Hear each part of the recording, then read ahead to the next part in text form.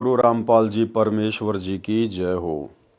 परम पिता परमात्मा सारी सृष्टि के रचनहार कुल मालिक असंख्य ब्रह्मांडों के स्वामी जगत गुरु तीनों लोकों में प्रवेश करके सबका भरण पोषण करने वाले राजाधिराज आत्माधार नाथों के नाथ देवों के देव महादेव सर्वेश्वर महेश्वर मृत्युंजय अजरो अमर आदि अनादि सनातनी प्रभु जगत पिता जगदीश्वर श्री श्री 1008 की उपाधि के वास्तविक अधिकारी अकाल मूरत शब्द स्वरूपी राम वासुदेव सर्वगतम ब्रह्म परम पूज्य प्रथम पूज्य परम संत परम पुरुष परम धनी परम दयालु सत्य कबीर हक्का कबीर अल्लाह अकबर बाखबर अल्लाह ताला जगत के तारणहार जगत के मुक्तिदाता जगत के जगन्नाथ हारे के सहारे हिंदुओं के राम मुसलमानों के अल्लाह सिखों के वाहिगुरु ईसाइयों के मसीह दया के सागर दया निधि करुणा के सागर करुणा निधि स्वयंभू परिभू संकट मोचन कष्ट हरण मंगल करण दुख भंजन अविगत कबीर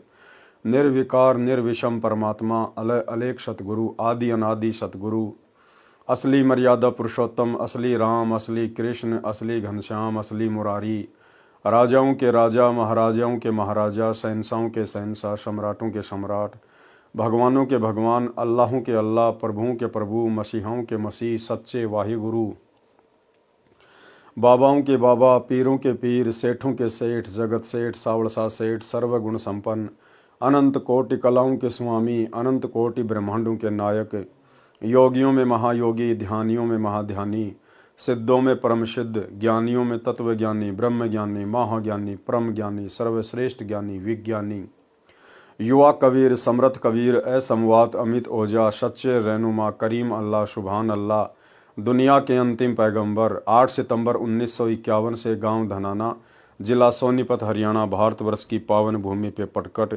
रियल कल की भगवान श्री नारायण साकार हरि श्री बाबा साहिब शब्द स्वरूपी राम संत श्रोमणी सतगुरु रामपाल जी परमेश्वर जी के चरण कमल में साध संगति से जुड़े हुए हम सभी सत्सेवक भाई बहनों का अनंत कोटि दंडवत प्रणाम। सत्साई भाई और बहनों, दया पूज्य गुरुदेव भगवान की सतगुरु रामपाल जी परमेश्वर जी की जिनके विशेष आशीर्वाद से शुभ आशीर्वाद से आप और हम सभी सत्सेवक भाई बहन साध संगति से जुड़कर गुरुदेव के तत्व ज्ञान को आधार बनाकर अपनी आत्मा के कल्याण हेतु भक्ति मार्ग पर दृढ़ता के साथ निरंतर आगे बढ़ रहे हैं। भाई और बहनों, पूज्य गुरुदेव जी के कर कमल से लिखित पवित्र पुस्तक कबीर सागर के सरलार्थ के ऊपर वीडियो बनाने की श्रृंखला जारी है। इस श्रृंखला में आज हमारा ये 51 नंबर का वीडियो है। प्रत्येक वीडियो में गुरुदेव के आशीर्वाद से हमें कुछ न कुछ सीखने को मिलता है। साथ ही गुरुदेव के कर कमल से लिखित होने के कारण यदि हम इस पवित्र पुस्तक को पढ़ते हैं या सुनते हैं, उससे भी हम ढेर सारे पुण्य के भागी बनते हैं। तो आज के वीडियो में गुरुदेव ने काफ़ी कुछ जगत वाले भाई बहनों के हिसाब से लिखा हुआ है। हम केवल उसको पढ़ेंगे क्योंकि गुरुदेव भगवान ने उन तमाम बातों का अपने सत्संगों में अनेकों बार जिक्र किया हुआ है। इसलिए आप और हम सभी जो उनके शिष्य हैं, उनके फॉलोवर हैं, वे सारी बातें आप और हमें भली भांति से पता हैं, हम उससे परिचित हैं। इसलिए जगत वाले भाई बहनों के लिए हम इन चीज़ों को पढ़ेंगे। तो चलिए आगे बढ़ते हैं। अध्याय कबीर चरित्र बोध का सारांश। अध्याय कबीर चरित्र बोध का सारांश। कबीर सागर में 38वां अध्याय कबीर चरित्र बोध पृष्ठ 1789 पर है। कबीर सागर के यथार्थ ज्ञान को बिगाड़ कर कहीं का नहीं छोड़ा कि इन्होंने जो नकली कबीर पंथी हैं, धर्मदास जी के वंश परंपरा वाले, उन्होंने अपना मनमाना आचरण करते हुए और कबीर सागर में मनमुखी वाणियां जोड़ दी हैं, तोड़ दी हैं। हर प्रकार से कबीर सागर के वास्तविक स्वरूप को तोड़ मरोड़ कर बिगाड़ दिया है। कबीर पंथ धर्मदास जी के द्वितीय पुत्र श्री चूड़ामणि, जिसको मुक्तामणि भी कहते हैं, उनसे चला है। इससे काल के 10 पंथ और निकले हैं। 12वां पंथ संत गरीबदास जी गांव छुड़ानी जिला झज्जर प्रांत हरियाणा से चला है। संत गरीबदास जी को स्वयं कबीर परमेश्वर जी मिले थे। उनको संत धर्मदास जी की तरह सत्यलोक लेकर गए थे, फिर वापस पृथ्वी पर शरीर में प्रवेश किया था। अपनी यथार्थ महिमा का परिचय दिया जो संत गरीबदास जी ने आंखों देखा, कानों सुना, ज्ञान अपनी अमृतवाणी में बताया है, जिसको हम सदग्रंथ कहते हैं। संत गरीबदास जी ने कबीर सतगुरु के विषय में बताया है। गरीब गुरु ज्ञान अमान अडोल अबोल है, सतगुरु शब्द सेरी पिछाणी, दास गरीब कबीर सतगुरु मिले, आन अस्त्याना रोप्या छुड़ानी। स्पष्ट हुआ कि संत गरीबदास जी को सन 1727 विक्रमी संवत 1784 में कबीर परमेश्वर जी सतगुरु रूप में मिले थे। आज आप और हमें कबीर परमेश्वर किस रूप में मिले हैं? सतगुरु रूप में। ये परमेश्वर जिंदा बाबा के रूप में, सतगुरु के रूप में प्रकट होते हैं। कौन से कबीर जी मिले थे? गरीब हम सुल्तानी नानक तारे, दादू को उपदेश दिया, जाति जुलाहा भेद न पाया, काशी माहे कबीर हुआ। स्पष्ट हुआ कि संत गरीबदास जी को काशी वाला जुलाहा कबीर सतगुरु मिले थे।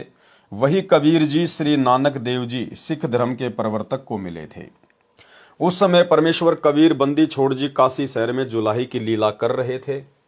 सुल्तानपुर शहर के पास बह रही बेई नदी के किनारे श्री नानक देव जी को मिले थे। उस समय श्री नानक देव जी नदी पर सुबह स्नान करने के लिए गए हुए थे। कुछ देर ज्ञान चर्चा हुई, फिर 3 दिन तक उनको संत धर्मदास जी तथा संत गरीबदास जी की तरह सत्यलोक यानी सचखंड में लेकर गए थे। फिर श्री नानक देव जी को वापस पृथ्वी पर छोड़ा। उन्होंने भी आंखों देखा तथा कानों सुना, परमेश्वर की महिमा का ज्ञान अपनी अमृत वाणी में बताया।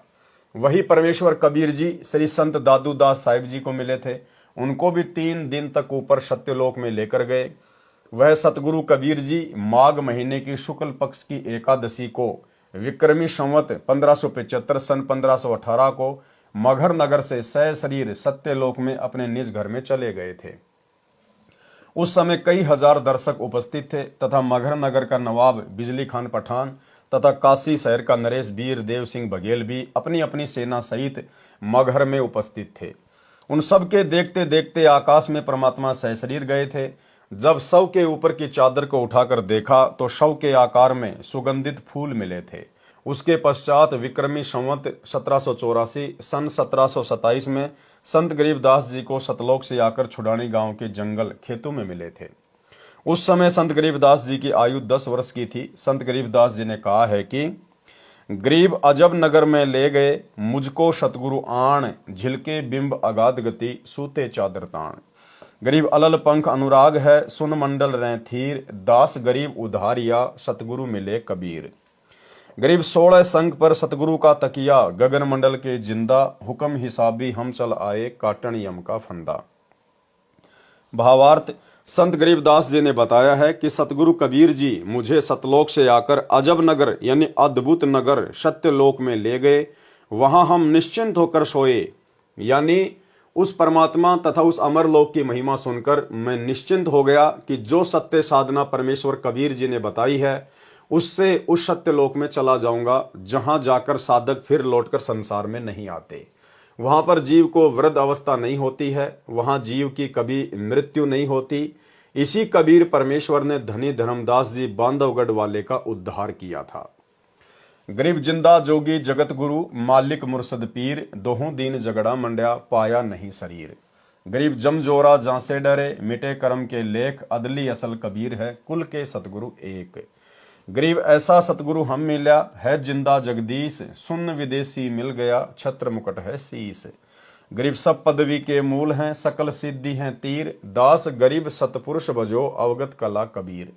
गरीब अनंत कोटि ब्रह्मांड का, एक रति नहीं भार, सतगुरु पुरुष कबीर है, कुल के सिरजनहार। भावार्थ, संत गरीबदास जी ने स्पष्ट कर दिया है कि मुझे सतगुरु रूप में स्वयं सृजनहार मिले थे। जिन्होंने सर्व ब्रह्मांडों की रचना की है वह परमेश्वर कबीर जी हैं, जो काशी शहर भारतवर्ष में जुलाही की लीला करके गए थे। वे सब पदवी के मूल हैं, यानी पूर्ण सतगुरु की पदवी भी उन्हीं के पास है। देखो भाई और बहनों, कितना गहरा पॉइंट है। यानी पूर्ण सतगुरु की पदवी भी उन्हीं के पास है। उन्हीं के पास यानी कबीर जी के पास, यानी पूर्ण सतगुरु कहलाने के अधिकारी भी एकमात्र सृष्टि में कौन है? कबीर जी। अगर उनके अलावा कोई अपने नाम के आगे पीछे सतगुरु लगाता है या उनके फॉलोवर लगाते हैं तो इसका मतलब वे सारे के सारे नकली सतगुरु हैं।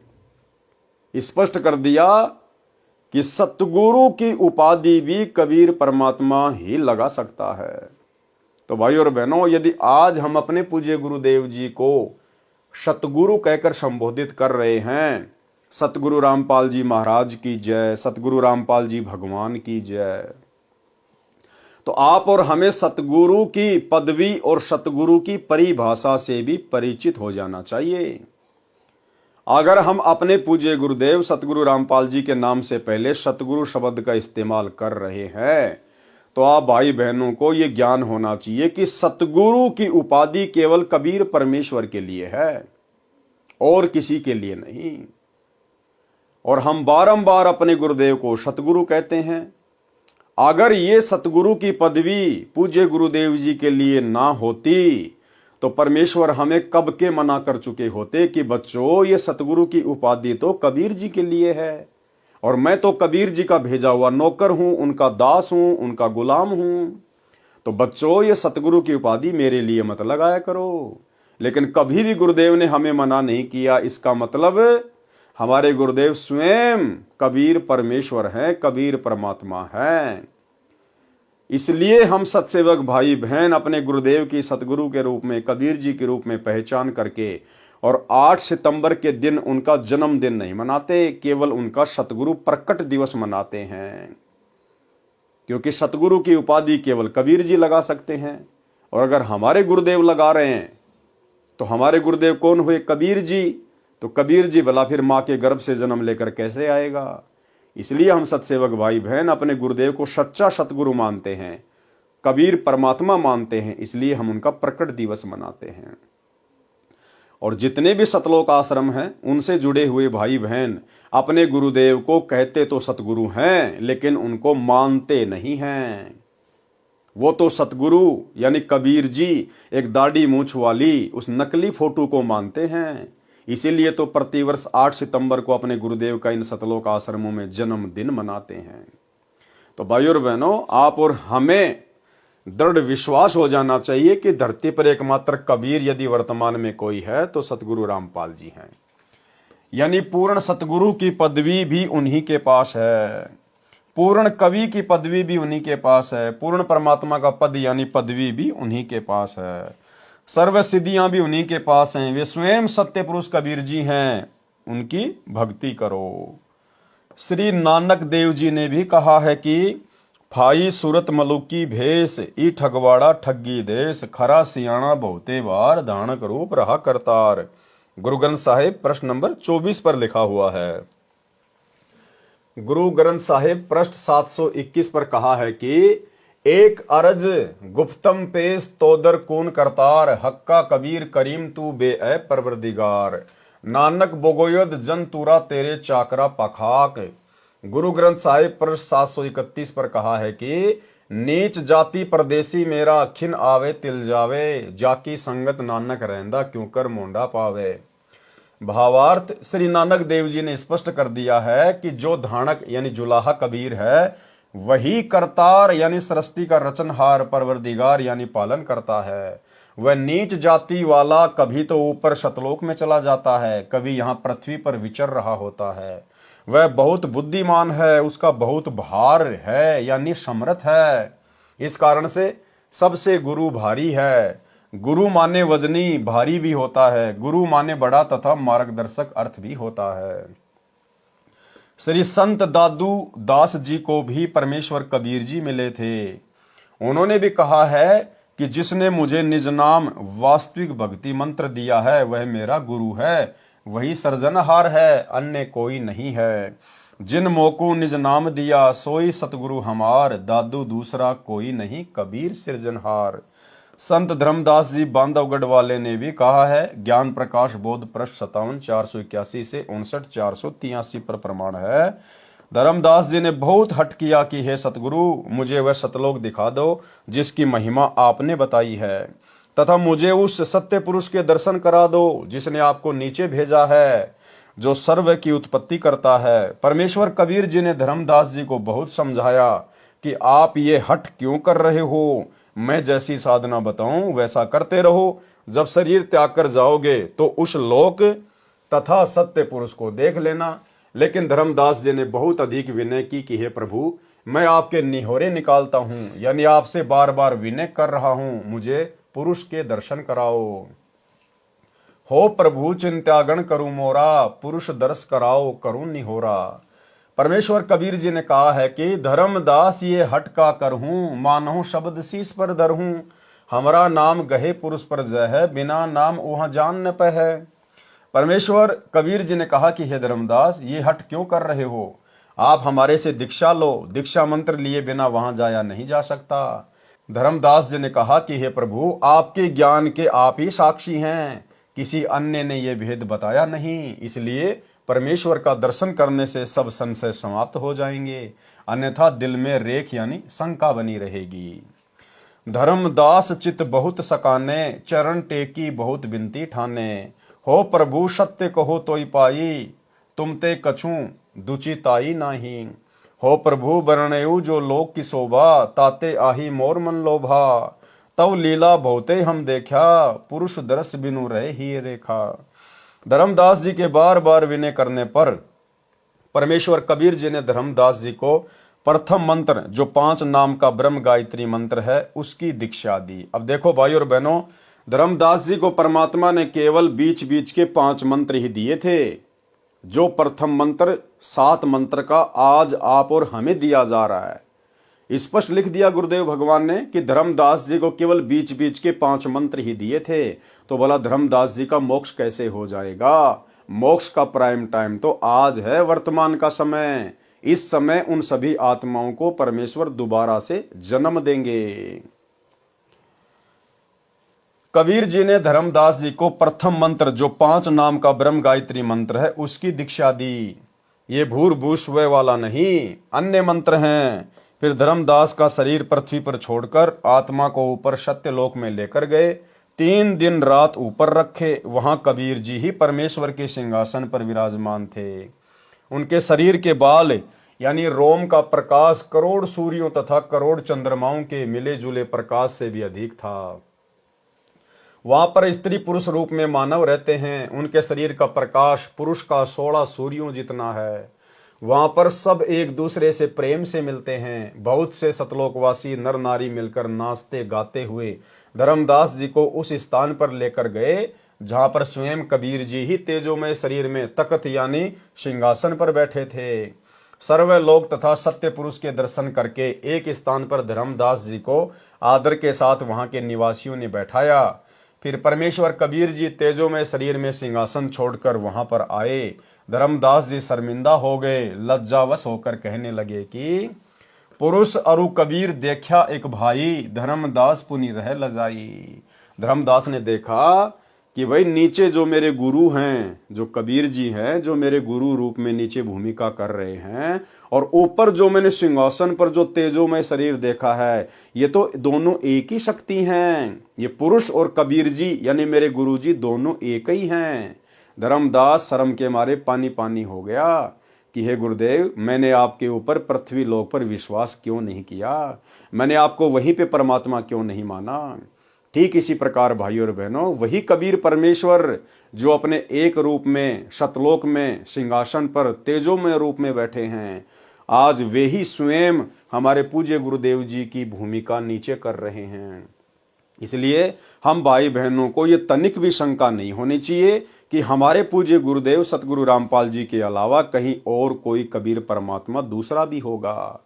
एकमात्र यही परमेश्वर हैं, और ये चाहे तो अपने अरबों खरबों जितने चाहे उतने रूप बनाकर कहीं भी लीला कर सकते हैं। लेकिन भगत का ये लक्षण होता है कि अपने गुरु के अलावा किसी और में कबीर परमात्मा ना देखे। पुरुष अरु कबीर देखा एक भाई, धर्मदास पुनि रहे लजाई। पुरुष दरस करी आए तवां, प्रथम कबीर बैठाए जवां। यहाँ कबीर बैठे पुनि देखा, कला पुरुष तन अचरज पेखा। का अजगुत के नेहू भाई, वहां मोहे प्रतीत न आई। धाय चरण अति सकुचाई, हे प्रभु तव परिचय अब हम पाई। ये शोभा कस वहां छुपावा, कैसे नहीं जग में प्रकट दिखावा। भावार्थ, जब धर्मदास जी ने परमेश्वर को सतलोक में अपने वास्तविक सत्य पुरुष रूप में देखा तो कहा कि मेरे को अब आपका वास्तविक परिचय हुआ है। आप सत्य पुरुष स्वयं ही संसार में कबीर दास कहलाते हो। आपने यह वास्तविक शोभा नीचे पृथ्वी पर क्यों छुपा रखी है? तब परमेश्वर ने कहा कि यदि मैं इसी प्रकाश युक्त शरीर से संसार में चला जाऊं तो काल निरंजन विकल यानी परेशान हो जाएगा। सब जीव मेरे से लगन लगाएंगे, ये मैं नहीं करूंगा, क्योंकि जब तक जीव को ज्ञान नहीं होगा और उसकी भक्ति की शक्ति पूरी नहीं होगी तब तक सत्य लोक में स्थायी निवास नहीं मिल सकता। धर्मदास जी को परमेश्वर ने कहा कि जब मैं नीचे सतगुरु रूप में जाता हूं, अपने आप को छुपा के लीला करता हूं, तो इसके दो कारण हैं। सबसे पहला कारण तो ये, यदि इस काल को इस बात का पता चल जाए कि ये वही कबीर परमात्मा है जिसने मुझे सत्यलोक से निकाला था, तो इसका कलेजा फट जाएगा, इसका कलेजा। और दूसरा, यदि मैं वहां अपने वास्तविक रूप में चला जाऊं तो सारे जीव मेरे पीछे पड़ जाएंगे, मेरे ज्ञान को कोई सुनेगा ही नहीं, कोई मानेगा ही नहीं। जैसे भाई और बहनों, आजकल ये पर्चियां निकालने वाले बाबा, दुनिया भर के लोग वहां पर जा रहे हैं। ना कोई ज्ञान है, ना कोई समाधान है, ना कोई भक्ति मार्ग है, बस खाली चमत्कार के पीछे लगे हुए हैं। तो परमेश्वर को इस बात का पता था कि यदि मैं वहां जाकर कोई ऐसा प्रत्यक्ष चमत्कार करूंगा या अन्य अपना कोई विशेष रूप दिखा दूंगा या तेजोमय रूप में चला जाऊंगा तो सारे जीव मेरे पीछे पड़ जाएंगे और वो ज्ञान से परिचित नहीं हो पाएंगे, मुझे ज्ञान को आधार बनाकर नहीं समझ पाएंगे। और अगर ज्ञान आधार से मेरी पहचान नहीं हुई तो वो कभी भी सतलोक जाने और यहां रहने के योग्य नहीं बन सकते। इसलिए गुरुदेव भगवान ने वर्तमान में अपने आप को छुपाया हुआ है और ज्ञान से हमने इनकी पहचान करनी पड़ेगी, क्योंकि जितनी आवश्यकता है उससे कई गुना ज्यादा ज्ञान गुरुदेव ने अपनी पहचान करवाने के लिए आप और हमें अपने सत्संगों में दे दिया है। तो सौभाग्य है साध संगति से जुड़े हुए भगत भाई बहनों का, जिन्होंने गुरु रूप में आए हुए कबीर परमात्मा की पहचान कर ली है। और उसके बाद जो नकली कबीर संसार में प्रचलित है, एक दाढ़ी मूंछ वाली फोटो, मुर्दा फोटो जिसको कबीर दास कहते हैं, उस फोटो को हम सभी सत्सेवक भाई बहनों ने अपने अपने घर से, दरबार से, लोकेट से हमने बिल्कुल बाहर निकाल फेंका है, क्योंकि हमने अपने गुरु को ही कबीर भगवान मान लिया है। इसलिए मैं वास्तविक यानी तत्व ज्ञान तथा सत्य भक्ति मंत्र बताने संसार में जाता हूं। जो मुझ पर विश्वास करके मंत्र जाप करेगा तो वह निश्चय मुक्ति प्राप्त करके इस लोक में आएगा। जो मुझ पर विश्वास करके, गुरुदेव कह रहे हैं कि जो मुझ पर विश्वास करेगा और मुझे कबीर मानकर यानी अपने गुरु को ही कबीर परमात्मा मान के जो भक्ति करेगा वही मोक्ष का अधिकारी होगा। तो ये मोक्ष के अधिकारी तो वर्तमान में केवल सत्सेवक भाई बहन हैं। बाकी सतलोक आश्रमों में तो ना जाने कितने परमात्मा हैं। जब जून का महीना आता है तो दाढ़ी मूंछ वाले कबीर जी को परमात्मा मान के, कबीर जी मान के उनका कबीर प्रकट दिवस मना लिया जाता है। जब गरीबदास जी का बोध दिवस आता है तो उनको भगवान मान लिया जाता है। जब संत रामपाल जी का अवतरण दिवस आता है तो उनको भगवान मान लिया जाता है। तो भाई और बहनों, आश्रमों से जुड़े हुए भाई बहनों का तो कोई स्टैंड ही नहीं है। उनके तो 5-5 पति हैं, 5-5 पति द्रौपदी वाली भक्ति कर रहे हैं, 12वें पंथ की भक्ति। धर्मदास जी ने यह भी प्रार्थना की कि मुझको यहीं रख लो, उस काल के लोक में ना भेजो भगवान। हे साहिब अब वहां न जाही, ये सुख तज कहाँ जुराही। वह तो यमदेश अपर बल काला, नहीं जानो वहां होत बेहाला। परमेश्वर कबीर जी ने धर्मदास जी को समझाया कि आप पृथ्वी पर जाओ, मैं सदा तुम्हारे साथ रहूंगा। आपने जो आंखों सतलोक की शोभा, सुख तथा परमेश्वर देखा है, ये संसार के जीवों को बताओ, अपना साक्ष्य देकर उनको विश्वास दिलाओ। सत्य भक्ति करके भक्ति धन संचित करके यहाँ आओ। धर्मदास तो है चिंता नाही, तुमरे संग हम सदा रहाई। तुम देख सत्य लोक प्रभाओ, हंसन सत्य पुरुष संदेश सुनाओ। धर्मदास जी ने परमेश्वर कबीर जी के आदेश का पालन करके पृथ्वी पर शरीर में प्रवेश किया तथा परिजन मृत जानकर रो रहे थे, उनको शांति हुई। धर्मदास जी को विश्वास हुआ कि मैंने कोई स्वप्न नहीं देखा है, वास्तव में शरीर त्याग कर सूक्ष्म शरीर से परमेश्वर तथा सत्यलोक के दर्शन करके लौटा हूं। छिन एक में जग में चली आए, पैठी दे में धर्मनी अकुलाए। कई दिवस यहाँ मन नहीं लाग्या, जैसे गहरी नींद जन जागा। धर्मदास गए सतगुरु शरणा, बैठे काशी तारन तरना। परयूं चरण गही साहब केरा, करी बिनती सुख गनेरा। धन्य साहिब तुम सतपुरुष अरु सत्य पुरुष आप हो, तब लीला को लखे तुमरो अनंत प्रताप हो। त्रिदेव मुनि नारद कोई न पार तुम्हारा पाए हो, ता हंस के भाग सराइये जो शरण तुम्हारी आए हो। निर्गुण सरगुण अनादि तुम हो, अविगत अगम अथा, गुप्त भये जग में फिरो, को पावे तुमरो था। इस प्रकार उपरोक्त सर्व प्रत्यक्ष दृष्टा महापुरुषों ने स्पष्ट किया कि जो काशी में धानक यानी जुलाहे की भूमिका भी किया करता था वह स्वयं सत्य पुरुष है। परमेश्वर कबीर जी ने भी स्वामी रामानंद जी आचार्य को अपना परिचय दिया था। कहा था कि हम ही अलख अल्लाह हैं, कुतुब गोश अरुपीर, गरीबदास खालिक धनी, हमरा नाम कबीर। ए स्वामी सृष्टा में सृष्टि हमारे तीर, दास गरीब अदर बसूं, अविगत सत्य कबीर। स्वामी रामानंद काशी वाले आचार्य को भी परमेश्वर कबीर जी, संत धर्मदास जी, संत गरीबदास जी, संत दादू जी तथा संत नानक देव जी की तरह सत्यलोक में ले जाकर अपना परिचय करवाकर पृथ्वी पर शरीर में छोड़ा था। स्वामी रामानंद जी ने भी कहा था कि तहां वहां चित चक्रित भया, देख फजल दरबार, दास गरीब सिजदा किया, हम पाए दीदार। बोलत रामानंद जी सुनो कबीर करतार, गरीब दास सब रूप में तुम ही बोलनहार। तुम साहिब तुम संत हो, तुम सतगुरु तुम हंस, गरीब दास तुम रूप बिना और न दूजा अंश। मैं भगता मुक्ता भया, किया कर्म कुल नाश, गरीब दास अविगत मिले, मेटी मन की प्यास। दोनों ठोर है एक तू, भया एक से दोए, गरीब दास हम कारणे आए हो मगजोए। बोले रामानंद जी सुनो कबीर सुभान, गरीब दास मुक्त भये, उदरे पिंड और प्राण। गोष्ठी रामानंद से काशी नगर मंजार, गरीब दास जिंद पीर के हम पाए दीदार। उपरोक्त परमाणु से स्पष्ट हुआ कि काशी में कपड़ा बुनने वाला जुलाहा कबीर ही पूर्ण परमात्मा है, सर्व का रचनहार है। बड़ी विडंबना है कि मुझदास रामपाल दास के अतिरिक्त सब कबीर पंथी कहते हैं कि सत्य पुरुष तो निराकार है, सतलोक में केवल प्रकाश है। कबीर जी उस सत्य पुरुष द्वारा भेजे गए ज्ञानी पुरुष थे। यानी जितने भी साधु संत महात्मा हैं या कबीर पंथी हैं, वे सब कबीर जी को केवल एक सतगुरु मानते हैं, कबीर जी का भेजा हुआ कोई अंश मानते हैं। कोई भी ये नहीं मानता कि कबीर जी खुद ही सत्य पुरुष हैं। कबीर जी उस सत्य पुरुष द्वारा भेजे गए ज्ञानी पुरुष थे, यानी सतगुरु थे, वे सत्य पुरुष नहीं थे। ठीक इसी प्रकार भाई और बहनों, वर्तमान में साध संगति से जुड़े हुए सत्सेवक भाई बहनों के अलावा ना ही तो हमारे खुद के सतलोक आश्रमों से जुड़े हुए भाई बहन मानते हैं और ना ही दुनिया वाले मानते हैं। दुनिया वाले तो भला मानेंगे कैसे उनके शरण में आए बिना। फिलहाल हमारे खुद के गुरु भाई बहन जो सतलोक आश्रमों से जुड़े हुए हैं, वो भी नहीं मानते कि सतगुरु रामपाल जी खुद ही सत्य पुरुष हैं।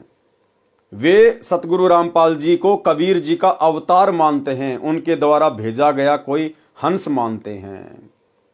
तो ठीक वही स्थिति जगत में जो नकली कबीर पंथियों की है, जो कबीर जी को परमात्मा ना मान के कबीर जी का भेजा हुआ दास मानते हैं, ठीक इसी प्रकार वही स्थिति सतगुरु रामपाल जी के पंथ में सतलोक आश्रमों से जुड़े हुए 90% भगत भाई बहनों की है। वे अपने गुरु को कबीर जी नहीं मानते, वे अपने गुरु को कबीर जी का भेजा हुआ दास मानते हैं। तो जिस प्रकार वो विशेष दया परमेश्वर अपने आप को छुपाते हुए कह रहे हैं गुरुदेव भगवान कि केवल मेरे ऊपर दया हुई है, जो कबीर जी को परमात्मा मानता है बाकी कोई नहीं मानता। ठीक इसी प्रकार भाई और बहनों, हम साध संगति से जुड़े हुए सत्सेवक भाई बहनों के ऊपर ही सतगुरु रूप में आए हुए कबीर जी को पहचानने की दया हुई है। कबीर जी उस सत्य पुरुष द्वारा भेजे गए ज्ञानी पुरुष थे, यानी सतगुरु थे, वे सत्य पुरुष नहीं थे। इससे स्पष्ट हो जाता है कि जो कबीर पंथ चला रहे हैं वे वास्तविकता से परिचित नहीं है, केवल उआबाई का ज्ञान बताते हैं। ठीक इसी प्रकार जितने भी लोग ये सतलोक आश्रम चला रहे हैं ये वास्तविक ज्ञान से परिचित नहीं है, केवल उआबाई का ज्ञान बक रहे हैं। उआबाई का ज्ञान, अपने गुरु को अभी तक नहीं पहचान पा रहे। कबीर सागर में पृष्ठ पर कबीर चरित्र बोध में गलत लिखा है कि सत्य पुरुष की आज्ञा। सत्य पुरुष ने ज्ञानी जी से कहा कि हे ज्ञानी जी, काल पुरुष ने समस्त जीवों को फंसाकर मार लिया है, जीव मेरे लोक में नहीं आता। मैंने सुकृत जी धर्मदास को सत्य पंथ के प्रचार के लिए पृथ्वी पर भेजा था, उसको काल पुरुष ने धोखा देकर लोकवेद में फंसा लिया है। आप पृथ्वी पर जाओ और सुकृत जी को चेताकर मुक्ति पंथ प्रकट करो। तब ज्ञानी जी कबीर जी सत्य पुरुष की आज्ञा सिरोधार्य कर दंडवत प्रणाम करके सत्यलोक से विदा हुए। कबीर साहिब का काशी में प्रकट होना भी गलत लिखा है। इसमें लिखा है कि विक्रमी संवत 1455 ज्येष्ठ पूर्णिमा को सोमवार के दिन सत्य पुरुष का तेज काशी में लहर तारा तालाब में उतरा। उस समय पृथ्वी और आकाश प्रकाशित हो गए। उस समय अष्टानंद वैष्णव तालाब पर बैठे थे। वर्षा हो रही थी, बिजली चमक रही थी। उपरोक्त विवरण से स्पष्ट है कि लेखक महोदय की बुद्धि कितना कार्य कर रही है। कहा है कि वर्षा हो रही थी और वैष्णव अष्टानंद जी तालाब पर बैठे थे। विचार करें, वर्षा में ऋषि अष्टानंद तालाब पर बैठकर क्या कर रहे थे। वर्षा में मूर्ख भी नहीं बैठे, वह भी इधर उधर कोई मकान या झोपड़ी खोजता है। वास्तविकता यह है कि अष्टानंद साधक थे, प्रतिदिन स्नान करने जाते थे, सरोवर के पास बैठकर साधना किया करते थे। प्रतिदिन की तरह उस दिन भी स्नान करके अपनी साधना कर रहे थे। उस दिन ज्येष्ठ मास की पूर्णिमा थी, मौसम साफ था। अब भाई और बहनों, कौन बता सकता है ये बातें। नकली कबीर पंथियों ने तो उबाई बक दी कि जब कबीर जी काशी में लहर तारा तालाब पर प्रकट हुए तो बरसात हो रही थी। अब ये वही कबीर परमात्मा जो आज पुनः धरती पर प्रकट हुए हैं सतगुरु रामपाल जी के रूप में, वे ही बता सकते हैं कि उस समय मौसम कैसा था। तो गुरुदेव भगवान अपने कर कमल से लिख रहे हैं कि उस दिन मौसम साफ था, कोई बरसात वगैरह नहीं हो रही थी। सरोवर के पास बैठकर साधना किया करते थे, प्रतिदिन की तरह उस दिन भी स्नान करके अपनी साधना कर रहे थे। उस दिन ज्येष्ठ मास की पूर्णिमा थी और मौसम साफ था।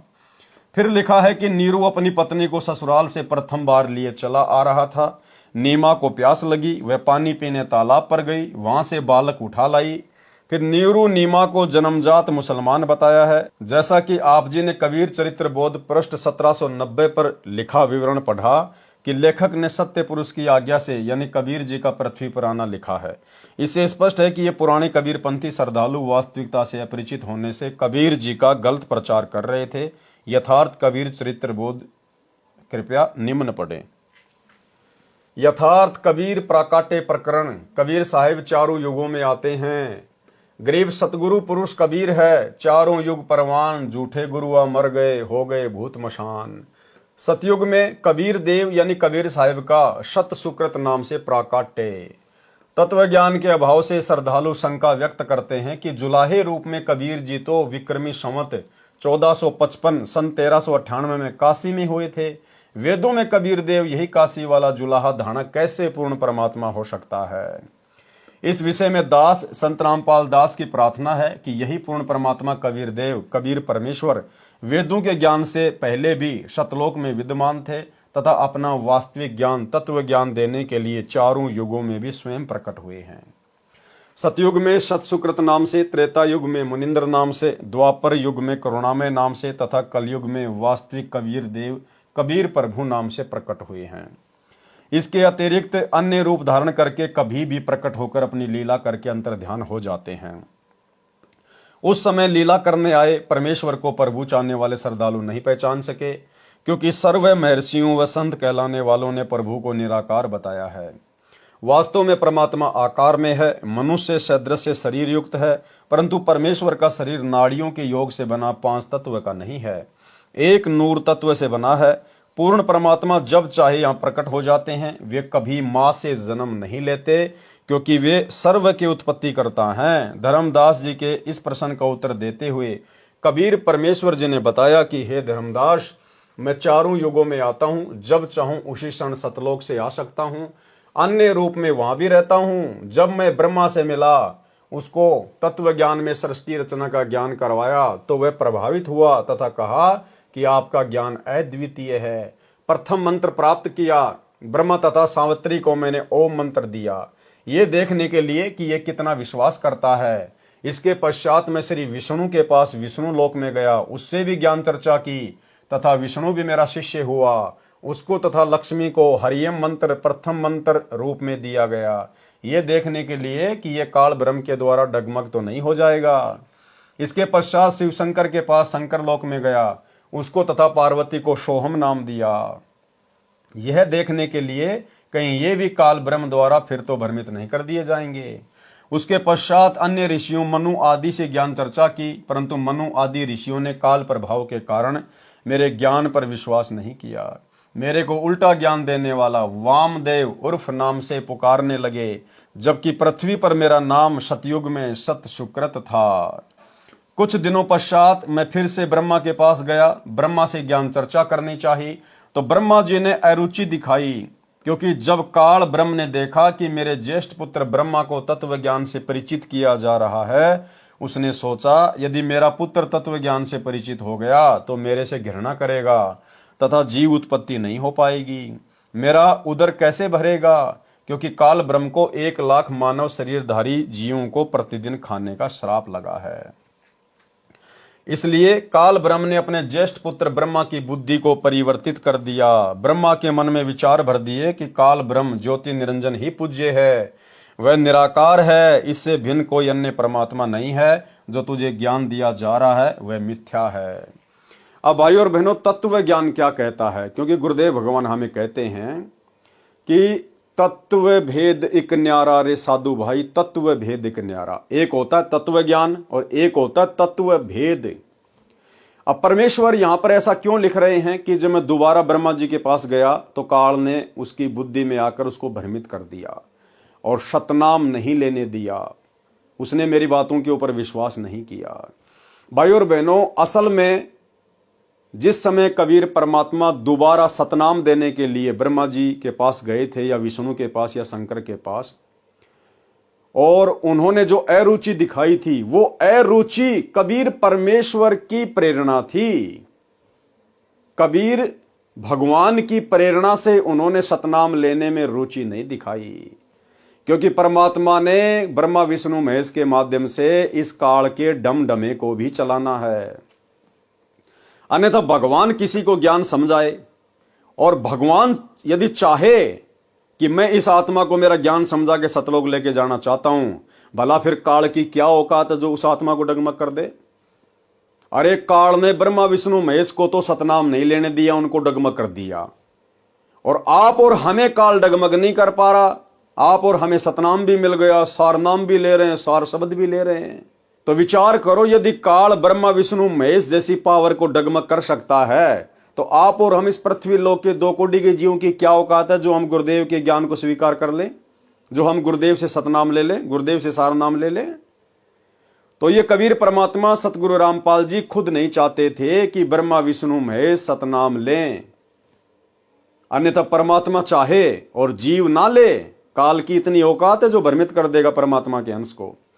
लेकिन ये 21 ब्रह्मांड की सृष्टि भी यही कबीर परमात्मा सतगुरु रामपाल जी ही एक मैनेजमेंट के माध्यम से, एक सिस्टम के माध्यम से चला रहे हैं। और ये 21 ब्रह्मांड का राज्य कबीर परमात्मा ने ही काल को दिया है, और कबीर परमात्मा ही इस 21 ब्रह्मांड के सिस्टम को चला रहे हैं। तो परमेश्वर ने केवल उनको एक एक नाम ही देना था, क्योंकि ब्रह्मा विष्णु महेश इस भक्ति रूपी पेड़ की टहनियां हैं, और परमेश्वर उनको एक एक मंत्र जाके दे के आ गए। और नीचे आकर परमात्मा ने फिर प्रथम मंत्र के माध्यम से वही मंत्र हमारे को दे दिए। तो जैसे ही हम उन मंत्रों का मर्यादा में रह के जाप करेंगे, तो हमारा तो ब्लूटूथ परमात्मा ने ऑन कर दिया, और हमारे से पहले परमात्मा ने उनका ब्लूटूथ ऑन कर दिया। जब हम उसी मंत्र का जाप करेंगे तो वो तुरंत प्रभावित होंगे। तो टहनियों से तो फिर फल लगते हैं, ब्रह्मा विष्णु में इसके माध्यम से तो गुरुदेव हमें यहाँ की सांसारिक सुविधा उपलब्ध करवाएंगे। इसलिए परमात्मा ने केवल उनको एक एक मंत्र तक ही सीमित रखना था। अन्यथा सारी सृष्टि का मालिक कबीर भगवान सतगुरु रामपाल जी चाहे और काल बीच में रोड़ा अटका दे, कभी नहीं अटका सकता। इसलिए ब्रह्मा विष्णु महेश को केवल परमात्मा ने एक एक मंत्र ही देकर छोड़ना था, उनको सतनाम की दीक्षा नहीं देनी थी। इसलिए काल ब्रह्म ने अपने ज्येष्ठ पुत्र ब्रह्मा की बुद्धि को परिवर्तित कर दिया। ब्रह्मा के मन में विचार भर दिए कि काल ब्रह्म ज्योति निरंजन ही पूज्य है, वह निराकार है, इससे भिन्न कोई अन्य परमात्मा नहीं है। जो तुझे ज्ञान दिया जा रहा है वह मिथ्या है। ये अग्नि ऋषि जो तेरे पास आया है वह अज्ञानी है, इसकी बातों में नहीं आना। हे धर्मदास, ब्रह्मा ने काल ब्रह्म के प्रभाव से प्रभावित होकर मेरे ज्ञान को ग्रहण नहीं किया, तथा हे ऋषिवर, जो ज्ञान आप बता रहे हो यह अप्रमाणित है, इसलिए विश्वास के योग्य नहीं है।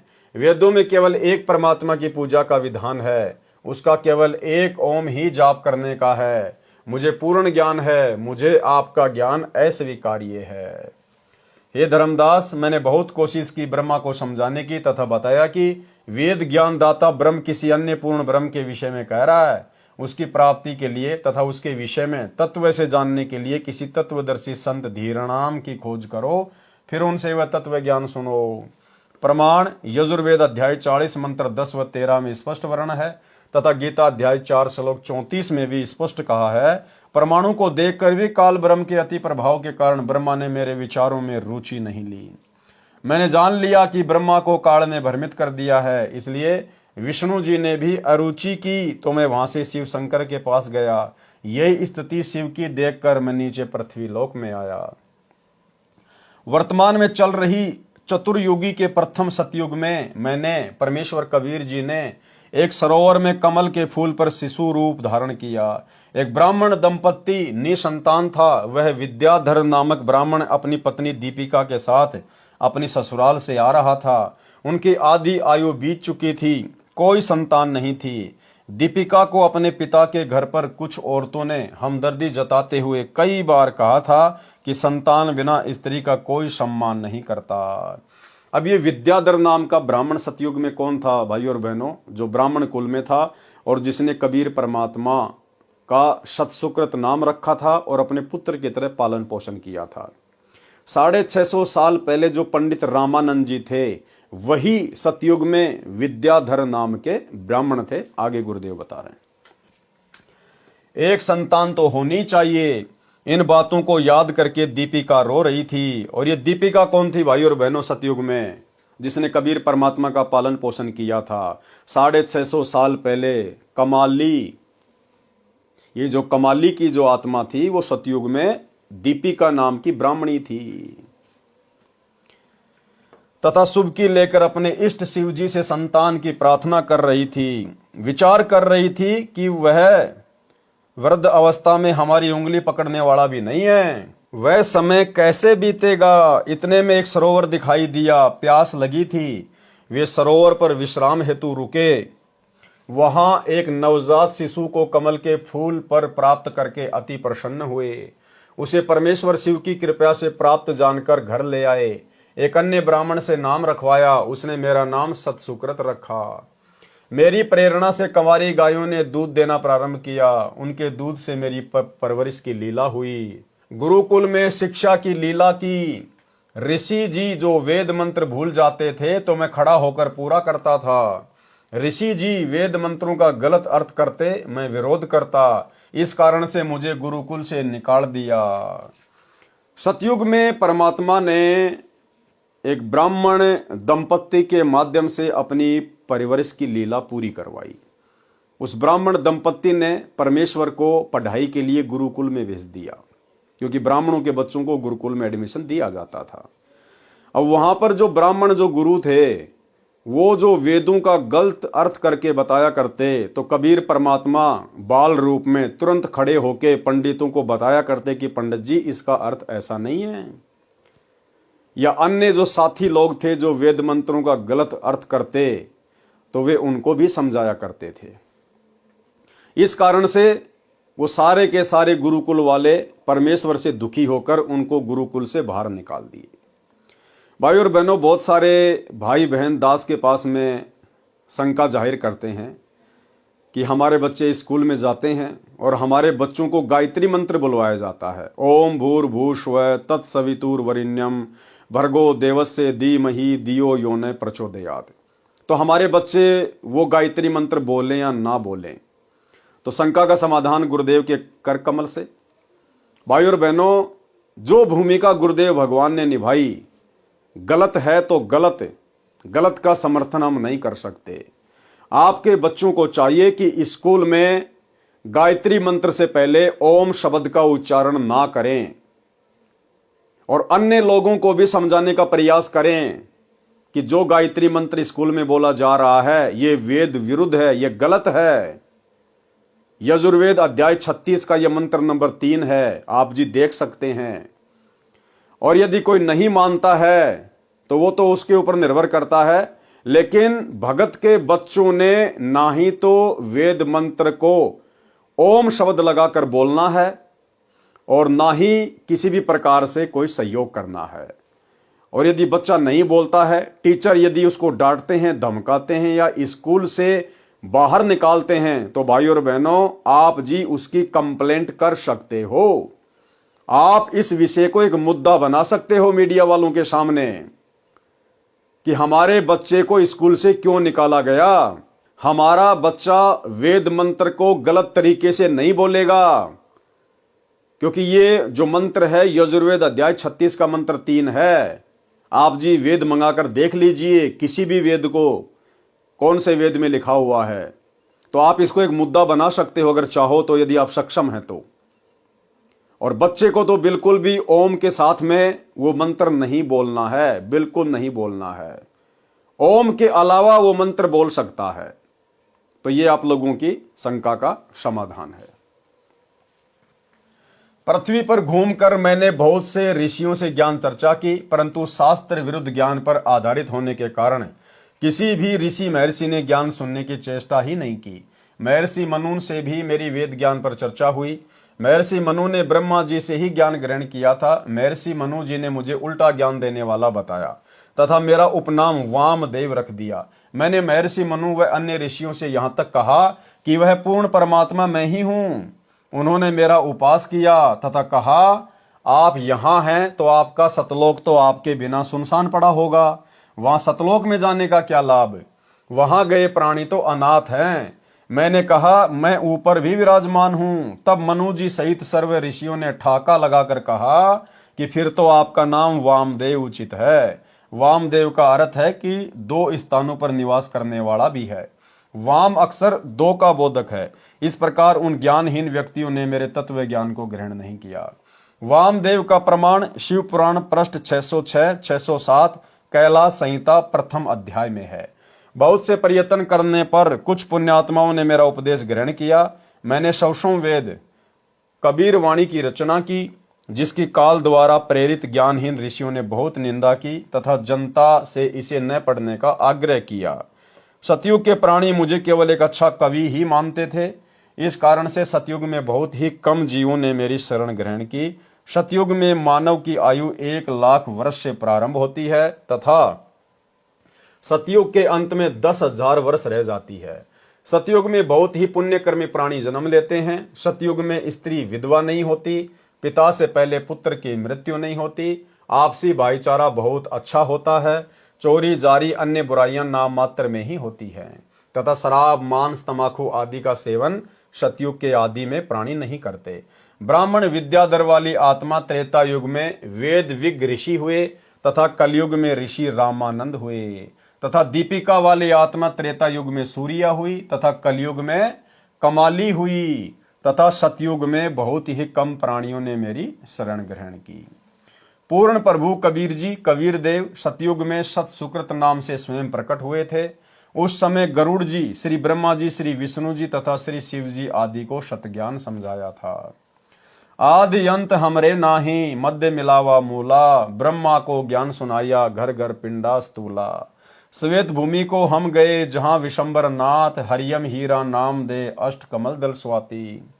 हम बैरागी ब्रह्म पद सन्यासी महादेव, सो हम नाम दिया शंकर को करे हमारी सेव। इस प्रकार सतयुग में परमेश्वर कबीर देव जी जो सतसुकृत नाम से आए थे, उस समय के ऋषियों व साधकों को वास्तविक ज्ञान समझाया करते थे, परंतु ऋषियों ने स्वीकार नहीं किया। सतसुकृत जी के स्थान पर परमेश्वर को वामदेव कहने लगे। इसलिए यजुर्वेद अध्याय 12 मंत्र 4 में विवरण है कि यजुर्वेद के वास्तविक ज्ञान को वामदेव ऋषि ने सही जाना तथा अन्य को समझाया। ये है वो मंत्र। ये मंत्र लिखा है गुरुदेव भगवान ने। यह यजुर्वेद अध्याय 12 मंत्र 4 की फोटोकॉपी है, जिसका अनुवाद महर्षि दयानंद सरस्वती ने किया है तथा सार्वदेशिक आर्य प्रतिनिधि सभा दिल्ली द्वारा छपवाया गया है। इसमें स्पष्ट है कि वेदों के ज्ञान को वामदेव ऋषि ने ठीक से समझा तथा अन्य को समझाया। पवित्र वेदों के ज्ञान को समझने के लिए कृपया विचार करें।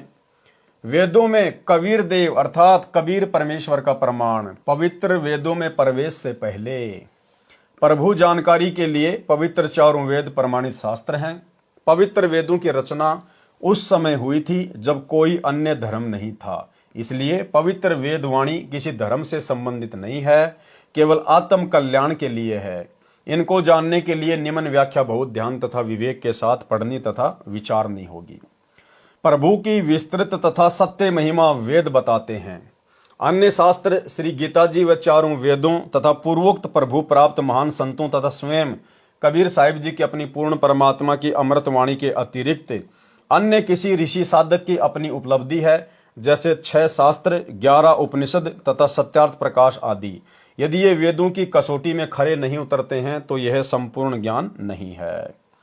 पवित्र वेद तथा गीता जी स्वयं काल प्रभु ब्रह्मदत्त हैं, जिनमें भक्ति विधि तथा उपलब्धि दोनों सही तौर पर वर्णित है। इनके अतिरिक्त जो पूजा विधि तथा अनुभव हैं वह अधूरा समझें। यदि इन्हीं के अनुसार कोई साधक अनुभव बताए तो सत्य जाने, क्योंकि कोई भी प्राणी प्रभु से अधिक नहीं जान सकता। वेदों के ज्ञान से पूर्वोक्त महात्माओं का विवरण सही मिलता है। इससे सिद्ध हुआ कि वे सर्व महात्मा पूर्ण थे। पूर्ण परमात्मा का साक्षात्कार हुआ है तथा बताया है वह परमात्मा कबीर साहिब कबीर देव है। वही ज्ञान चारों पवित्र वेद तथा पवित्र गीता जी भी बताते हैं। कलयुगी ऋषियों ने वेदों का टीका भाषा भाषे ऐसे कर दिया जैसे कहीं दूध की महिमा कही गई हो, और जिसने कभी जीवन में दूध देखा ही न हो और वह अनुवाद कर रहा हो वह ऐसे करता है। पौष्टिक आहार असी, पेय पदार्थ असी, स्वेदसी, अमृत उपमा सर्वा, मनुष्यानाम पेयाम शय दुग्धसी। पौष्टिक आहार यानी इसका फिर वर्णन किया है गुरुदेव भगवान ने, भावार्थ किया है। यदि कोई सफेद पीने का तरल पदार्थ है जो अमृत समान है, बहुत पौष्टिक है, सब मनुष्यों के पीने योग्य है, वह स्वयं तरल है। फिर कोई पूछे कि वह तरल पदार्थ कहाँ है, उत्तर मिले वह तो निराकार है, प्राप्त नहीं हो सकता। यहाँ पर दुग्ध को तरल पदार्थ लिख दिया जाए तो उस वस्तु दूध को कैसे पाया हुआ जाना जाए, जिसकी उपमा ऊपर की है। यहाँ पर दुग्ध को दूध लिखना था, जिससे पता चले कि वह पौष्टिक आहार दूध है। फिर व्यक्ति दूध नाम से उसे प्राप्त कर सकता है। विचार, यदि कोई कहे दुग्ध को दूध कैसे लिख दिया, यह तो वाद विवाद का प्रत्यक्ष प्रमाण ही हो सकता है।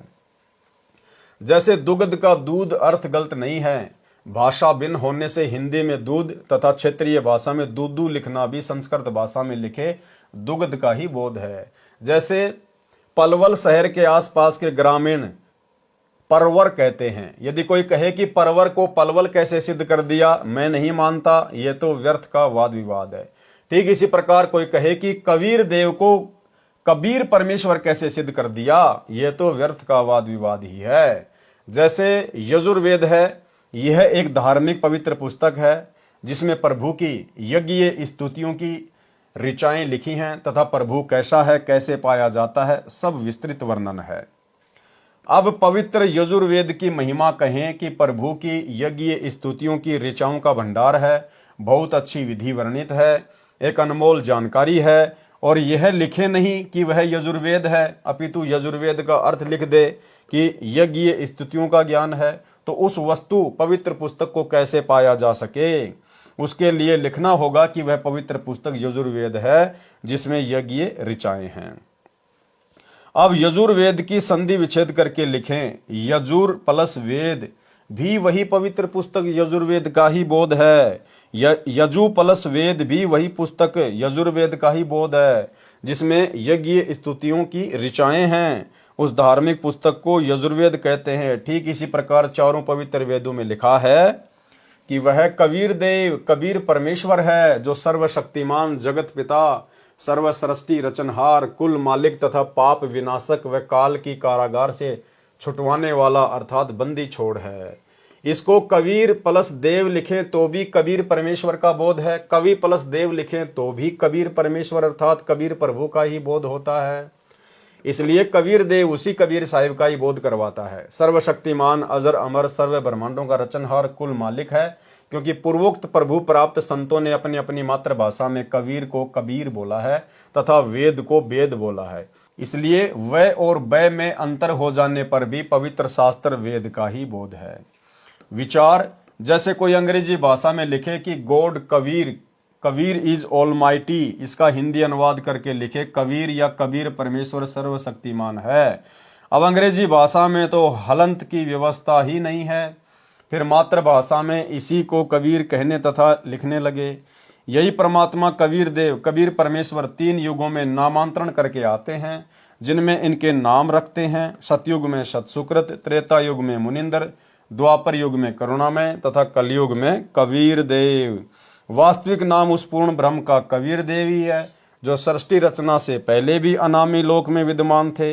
इन्हीं के उपमात्मक नाम सत्य पुरुष, अकाल मूर्त, पूर्ण ब्रह्म, अलग पुरुष, अगम पुरुष, परम पुरुष, ब्रह्म आदि हैं।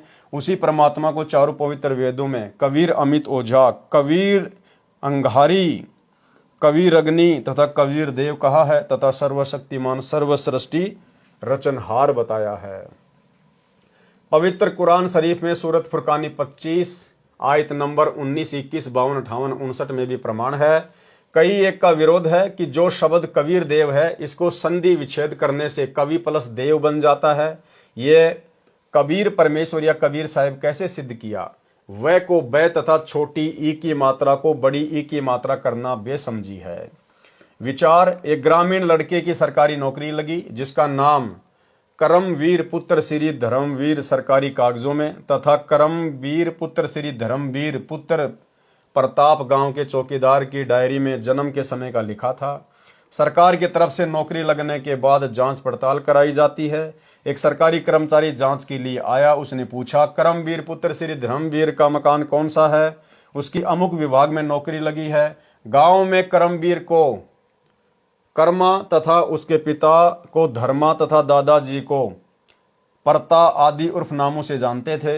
व्यक्तियों ने कहा कि इस नाम का लड़का इस गांव में नहीं है। काफी पूछताछ के बाद एक लड़का जो करमवीर का सहपाठी था, उसने बताया कि यह कर्मा की नौकरी के बारे में है। तब उस बच्चे ने बताया, यही करमवीर उर्फ कर्मा तथा धर्मवीर उर्फ धर्मा ही है।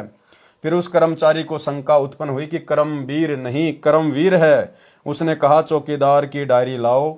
उसमें भी लिखा था करमवीर पुत्र धर्मवीर पुत्र प्रताप, पूरा र व के स्थान पर बै तथा छोटी ई की मात्रा लगी थी। तो भी वही बच्चा करमवीर ही सिद्ध हुआ, क्योंकि गांव के नंबरदारों तथा प्रधानों ने भी गवाही दी कि बेशक मात्रा छोटी बड़ी या र आधा या पूरा है, लड़का सही इसी गांव का है। सरकारी कर्मचारी ने कहा, नंबरदार अपने हाथ से लिख दे। नंबरदार ने लिख दिया, मैं करमवीर पुत्र धर्मवीर को जानता हूं, जो इस गांव का वासी है, और हस्ताक्षर कर दिए। बेशक नंबरदार ने वीर में छोटी ई की मात्रा तथा करम में बड़े रे का प्रयोग किया है, परंतु हस्ताक्षर करने वाला गांव का गणमान्य व्यक्ति है। इसी को कोई आपत्ति नहीं हो सकती, क्योंकि नाम की स्पेलिंग गलत नहीं होती। ठीक इसी प्रकार पूर्ण परमात्मा का नाम सरकारी दस्तावेजों में कबीर देव, परंतु गांव पृथ्वी पर अपनी 2 मातृभाषा में कबीर, कबीर, कबीरा, कबीरन आदि नामों से जाना जाता है। इसी को नंबरदारों आंखों देखा विवरण अपनी पवित्र वाणी में ठोक ठोक कर गवाही देते हुए आदरणीय पूर्वोक्त संतों ने कबीर देव को हक्का कबीर, सत कबीर, कबीरा, कबीरन, खबीरा, खबीरन आदि लिखकर हस्ताक्षर कर रखे हैं। वर्तमान सन 2006 से लगभग 600 वर्ष पूर्व जब परमात्मा कबीर जी, कबीर देव जी स्वयं प्रकट हुए थे, उस समय सर्व सदग्रंथों का वास्तविक ज्ञान लोकोक्तियों, दोहों, चौपाइयों, शब्दों अर्थात कविताओं के माध्यम से साधारण भाषा में जन साधारण को बताया था। उस तत्व ज्ञान को उस समय के संस्कृत भाषा व हिंदी भाषा के ज्ञाताओं ने यह कहकर ठुकरा दिया कि कबीर जी तो अशिक्षित हैं। इसके द्वारा कहा गया ज्ञान उस समय में उपयोग की गई भाषा का व्याकरण दृष्टिकोण से ठीक नहीं है। जैसे कबीर जी ने कहा है, कबीर वेद मेरा भेद है, मैं ना वेदों माही, जोन वेद से मैं मिलूं ये वेद जानते नहीं। भावार्थ, परमेश्वर कबीर बंदी छोड़ जी ने कहा है कि जो चारों वेद है ये मेरे विषय में ही ज्ञान बता रहे हैं, परंतु इन चारों वेदों में वर्णित विधि द्वारा मैं प्राप्त नहीं हो सकता, जिसका वेद सवसम वेद अर्थात सूक्ष्म वेद में मेरी प्राप्ति का ज्ञान है। उसको चारों वेदों के ज्ञाता नहीं जानते, इस वचन को सुनकर उस समय के आचार्य जन कहते थे कि कबीर जी को भाषा का ज्ञान नहीं है। देखो, वेद को वेद कहा है, नहीं का नाही कहा है, ऐसे व्यक्ति को शास्त्रों का क्या ज्ञान हो सकता है। इसलिए कबीर जी मिथ्या भाषण करते हैं, इसकी बातों पर विश्वास नहीं करना। स्वामी दयानंद जी ने सत्यार्थ प्रकाश समोल्लास 11 पृष्ठ 306 पर कबीर जी के विषय में यही कहा है। वर्तमान में मुझदास रामपाल दास के विषय में विज्ञापनों में लिखे लेख पर आर्य समाज के आचार्यों ने यही आपत्ति व्यक्त की थी कि रामपाल को हिंदी भाषा भी सही नहीं लिखनी आती, वह को बै लिखता है, छोटी बड़ी मात्राओं को गलत लिखता है, कोमा व हलंत भी नहीं लगाता, इसका ज्ञान कैसे सही माना जाए। विचार, किसी लड़के का विवाह एक सुंदर सुशील युवती से हो गया। उसने साधारण वस्त्र पहने थे, मेकअप हार श्रृंगार नहीं कर रखा था। उसके विषय में कोई कहे कि यह भी कोई विवाह है, वधू ने मेकअप हार श्रृंगार आभूषण आदि नहीं पहने, नहीं किया है। विचार करें, विवाह का अर्थ है पुरुष को पत्नी प्राप्ति। यदि मेकअप श्रृंगार नहीं कर रखा तो वांछित वस्तु प्राप्त है, यदि श्रृंगार कर रखा है लड़की ने तो भी बुरा नहीं किया, परंतु एक श्रृंगार के अभाव से विवाह को ही नकार देना कौन सी बुद्धिमता है। ठीक इसी प्रकार परमेश्वर कबीर बंदी छोड़ तथा संत रामपाल दास जी महाराज द्वारा दिया तत्व ज्ञान है, वास्तविक ज्ञान प्राप्त है। यदि भाषा में श्रृंगार का अभाव अर्थात मात्राओं व हलंतों की कमी है तो विद्वान पुरुष कृपया ठीक करके पढ़ें। इसी तरह इस उलझी हुई ज्ञान गुत्थी को सुलझाया जाएगा। इसमें भाषा तथा व्याकरण की भूमिका क्या है। स्वामी दयानंद सरस्वती जी ने अपने द्वारा रचे पवित्र उपनिषद सत्यार्थ प्रकाश के 7वें समूलांश में प्रश्न नंबर 217, 212 अजमेर से प्रकाशित तथा पृष्ठ संख्या 173 दीनानगर दयानंद मठ पंजाब से प्रकाशित लिखा है। उसका भावार्थ है कि ब्रह्म ने वेदवाणी 4 ऋषियों में जीवस्त रूप से बोले। जैसे लग रहा था कि ऋषि वेद बोल रहे थे, परंतु ब्रह्म बोल रहा था तथा ऋषियों का मुख प्रयोग कर रहा था। जीवस्त रूप का भावार्थ है जैसे ऋषियों के अंदर कोई और जीव स्थापित होकर बोल रहा हो। बाद में उन ऋषियों को कुछ मालूम नहीं कि क्या बोला क्या लिखा। जैसे कोई प्रेत आत्मा किसी के शरीर में प्रवेश करके बोलती है, उस समय लग रहा होता है कि शरीर वाला जीव ही बोल रहा है, परंतु प्रेत के निकल जाने के बाद उस शरीर वाले जीव को कुछ मालूम नहीं होता मैंने क्या बोला था। इसी प्रकार बाद में ऋषियों ने वेद भाषा को जानने के लिए व्याकरण, निघटु आदि की रचना की, जो स्वामी दयानंद जी के शब्दों में सत्यार्थ प्रकाश 3रे समूलास पेज नंबर 80 अजमेर से प्रकाशित तथा पृष्ठ संख्या 64 दीनानगर पंजाब से प्रकाशित में पवित्र चारों वेद ईश्वर कृत्य होने से निभ्रात है। वेदों का प्रमाण वेद ही है। चारों ब्राह्मण व्याकरण निघटु आदि ऋषियों कृत्य होने से त्रुटि युक्त हो सकते हैं। उपरोक्त विचार स्वामी दयानंद जी के हैं। विचार करें, वेद पढ़ने वाले ऋषियों के अपने विचारों से रचे उपनिषद एक दूसरे के विपरीत व्याख्या कर रहे हैं, इसलिए वेद ज्ञान को तत्व ज्ञान से ही समझा जा सकता है। तत्व ज्ञान सबसम वेद पूर्ण ब्रह्म कबीर देव ने स्वयं आकर बताया है तथा चारों वेदों का ज्ञान ब्रह्म द्वारा बताया गया है, और वेदों को बोलने वाला ब्रह्म स्वयं पवित्र यजुर्वेद अध्याय नंबर 40 मंत्र नंबर 10 में कह रहा है कि उस पूर्ण ब्रह्म को कोई तो समवात अर्थात जन्म लेकर प्रकट होने वाला अर्थात आकार में कहता है तथा कोई असमवात जन्म न लेने वाला अर्थात वह निराकार आहु कहते हैं। परंतु इसका वास्तविक ज्ञान तो धीरणाम पूर्ण ज्ञानी अर्थात तत्वदर्शी संत जन पूर्ण निर्णायक भिन्न भिन्न बताते हैं।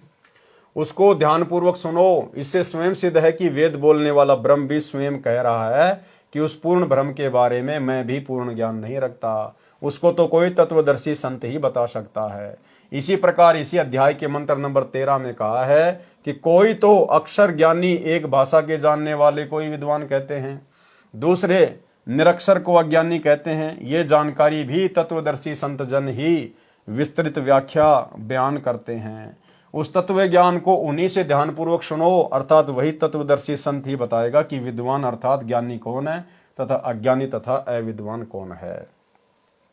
विशेष उपरोक्त परमाणु को विवेचन करके सद्भावना पूर्वक पुनर्विचार करें तथा वह को वह तथा छोटी बड़ी मात्राओं की शुद्धि अशुद्धि से ही ज्ञानी व अज्ञानी की पहचान नहीं होती, वह तो तत्व ज्ञान से ही होती है। कबीर परमेश्वर के विषय में वह को वह कैसे सिद्ध किया है, छोटी ई की बड़ी मात्रा बड़ी की मात्रा कैसे सिद्ध हो सकती है, इस वाद विवाद में न पढ़कर तत्व ज्ञान को समझना है। जैसे यजुर्वेद है, यह एक पवित्र पुस्तक है। इसके विषय में कहीं संस्कृत भाषा में विवरण किया हो, जहां यजु या यजुम आदि शब्द लिखे हों, तो भी पवित्र पुस्तक यजुर्वेद का ही बोध समझा जाता है। इसी प्रकार पूर्ण परमात्मा का वास्तविक नाम कबीर देव है। इसी को भिन्न भिन्न भाषा में कबीर साहेब, कबीर परमेश्वर कहने लगे। कई श्रद्धालु शंका व्यक्त करते हैं कि कबीर को कबीर कैसे सिद्ध कर दिया। व्याकरण दृष्टिकोण से कवि का अर्थ सर्वज्ञ होता है। दास की प्रार्थना है कि प्रत्येक शब्द का कोई न कोई अर्थ तो बनता ही है। रही बात व्याकरण की, भाषा प्रथम बनी क्योंकि वेद वाणी प्रभु द्वारा कही है तथा व्याकरण बाद में ऋषियों द्वारा बनाई गई है। यह त्रुटि युक्त हो सकती है। वेद के अनुवाद में व्याकरण व्यत्यय है, अर्थात असंगत तथा विरोध भाव है, क्योंकि वेदवाणी मंत्रों द्वारा पदों में है। जैसे पलवल शहर के आसपास के व्यक्ति पलवल को परवर बोलते हैं। यदि कोई कहे कि पलवल को कैसे परवर सिद्ध कर दिया, यही कबीर को कबीर कैसे सिद्ध कर दिया कहना मात्र है। जैसे क्षेत्रीय भाषा में पलवल शहर को परवर कहते हैं, इसी प्रकार कबीर को कबीर बोलते हैं। प्रभु वही है। महर्षि दयानंद जी ने सत्यार्थ प्रकाश समोल्लास 4 पृष्ठ 100 पर दयानंद मठ दीनानगर पंजाब से प्रकाशित पर देवर कामा का अर्थ देवर की कामना करने किया है। देव को पूरा रे लिखकर देवर किया है। कबीर को कबीर, फिर भाषा भिन्न। कबीर लिखने व बोलने में कोई आपत्ति या व्याकरण की त्रुटि नहीं है। पूर्ण परमात्मा कबीर देव है। यह प्रमाण यजुर्वेद अध्याय 29 मंत्र 25 तथा सामवेद संख्या 1400 में भी है, जो निम्न है। ये श्लोक है, आगे गुरुदेव ने इसका सरलार्थ किया है।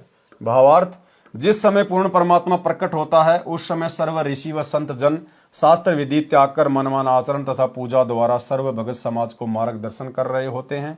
तब अपने तत्व ज्ञान अर्थात समस्त ज्ञान का संदेश वाहक बनकर स्वयं ही कबीर देव अर्थात कबीर प्रभु ही आता है। संख्या नंबर 14 सामवेद, संत रामपाल दास द्वारा भाषा भाष्य। भावार्थ, जैसे यजुर्वेद अध्याय 5 मंत्र 1 में कहा है कि अग्ने तनु अशी, परमेश्वर शरीर है, विष्णवे तवा सोमस्य तनु रसी। उस अमर प्रभु का पालन पोषण करने के लिए अन्य शरीर है जो अतिथि रूप में कुछ दिन संसार में आता है। तत्व ज्ञान से अज्ञान निंद्रा में सोए प्रभु प्रेमियों को जगाता है।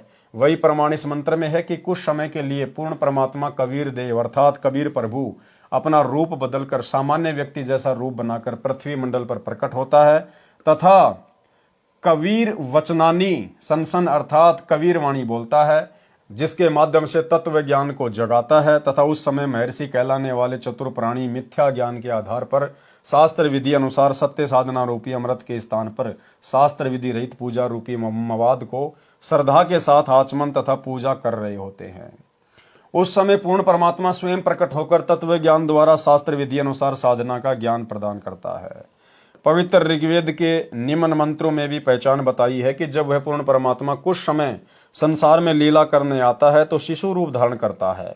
उस पूर्ण परमात्मा की परवरिश कंवारी गाय द्वारा होती है, फिर लीलावत बड़ा होता है तो अपने पाने व सतलोक जानने अर्थात पूर्ण मोक्ष मार्ग का तत्व ज्ञान कबीर वाणी द्वारा कविताओं द्वारा बोलता है, जिस कारण से प्रसिद्ध कवि कहलाता है। परंतु वह स्वयं कबीर देव पूर्ण परमात्मा ही होता है जो तीसरे मुक्ति धाम सतलोक में रहता है। ऋग्वेद मंडल 9 सूक्त 1 मंत्र 9 तथा सूक्त 96 मंत्र 17 से 20। भावार्थ, पूर्ण परमात्मा अमर पुरुष जब लीला करता हुआ बालक रूप धारण करके स्वयं प्रकट होता है उस समय कवारी गाय अपने आप दूध देती हैं, जिससे उस पूर्ण प्रभु की परवरिश होती है। ऋग्वेद मंडल 9 सूक्त 96 मंत्र 17। भावार्थ, वेद बोलने वाला ब्रह्म कह रहा है कि विलक्षण मनुष्य के बच्चे के रूप में प्रकट होकर पूर्ण परमात्मा कबीर देव अपने वास्तविक ज्ञान को अपनी कबीर गिरबी अर्थात कबीर वाणी द्वारा निर्मल ज्ञान अपने हंस आत्माओं अर्थात पुण्यात्मा अनुयायियों को कवि रूप में कविताओं लोकोक्तियों के द्वारा संबोधन करके अर्थात उच्चारण करके वर्णन करता है। वह स्वयं सत्य पुरुष कबीर ही होता है। ऋग्वेद मंडल 9 सूक्त 96 मंत्र 18।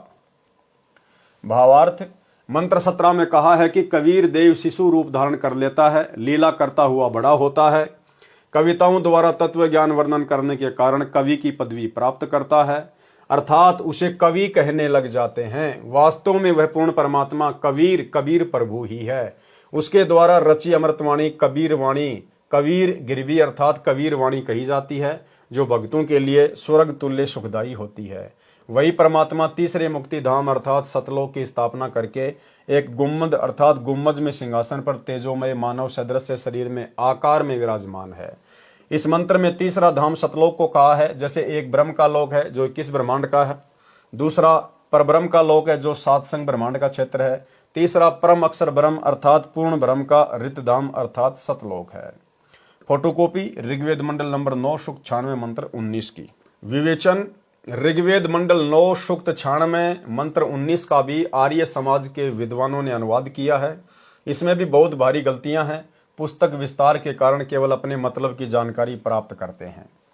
इस मंत्र में चौथे धाम का वर्णन है जो आप जी सृष्टि रचना में पढ़ेंगे उससे पूर्ण जानकारी होगी। पढ़ें इसी पुस्तक के पृष्ठ 603 पर। परमात्मा ने ऊपर के 4 लोक अजर अमर रचे हैं। अनामी लोक जो सबसे ऊपर है, अगम लोक, अलख लोक, शतलोक। हम पृथ्वी लोक पर हैं। यहां से ऊपर के लोकों की गिनती करेंगे तो सत्यलोक, अलख लोक, अगम लोक तथा अनामी लोक गिना जाता है। उस चौथे धाम में बैठकर परमात्मा ने सर्व ब्रह्मांडों व लोकों की रचना की। शेष रचना सतलोक में बैठकर की थी। आर्य समाज के अनुवादकों ने तुरिया परमात्मा अर्थात चौथे परमात्मा का वर्णन किया है। यह चौथा धाम है। उसमें मूल पाठ मंत्र 19 का भावार्थ है कि तत्वदर्शी संत चौथे धाम तथा चौथे परमात्मा का भिन्न भिन्न वर्णन करता है। पाठक जन कृपया पढ़ें सृष्टि रचना इसी पुस्तक के पेज नंबर 603 पर, जिससे आप जी को ज्ञान होगा कि लेखक संत रामपाल दास ही वह तत्वदर्शी संत है जो तत्व ज्ञान से परिचित है।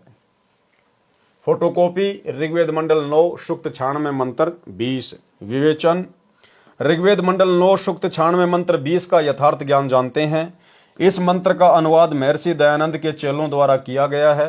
इनका दृष्टिकोण ये रहा है कि परमात्मा निराकार है, क्योंकि महर्षि दयानंद जी ने ये बात दृढ़ की है कि परमात्मा निराकार है। इसलिए अनुवादक ने सीधे मंत्र का अनुवाद घुमा फिरा कर किया है। जैसे मूल पाठ में लिखा है कि ये मंत्र है, जैसे पूर्व में वेद मंत्रों में कहा है कि परमात्मा ऊपर के लोक में रहता है, वहां से गति करके पृथ्वी पर आता है, अपने रूप को अर्थात शरीर के तेज को सरल करके आता है।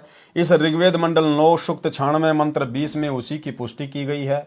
कहा है कि परमात्मा ऐसे अन्य शरीर धारण करके पृथ्वी पर आता है जैसे मनुष्य वस्त्र धारण करता है, और धनानाम दृढ़ भक्तों अच्छी आत्माओं को प्राप्त होता है, उनको वाणी उच्चारण करके तत्व ज्ञान सुनाता है।